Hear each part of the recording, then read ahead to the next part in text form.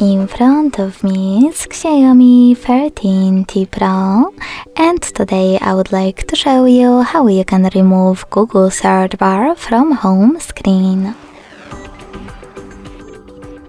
Begin by holding your search bar and waiting for remove pop-up to show up.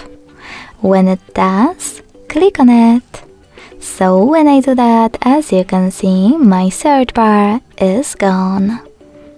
If you want to, you can always pinch or hold your device's screen instead. Then hold your search bar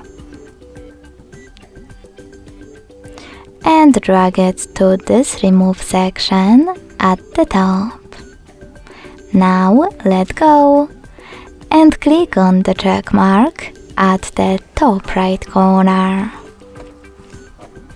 Thanks so much for watching. If you enjoyed this video, don't forget to leave a like, comment and subscribe. Bye!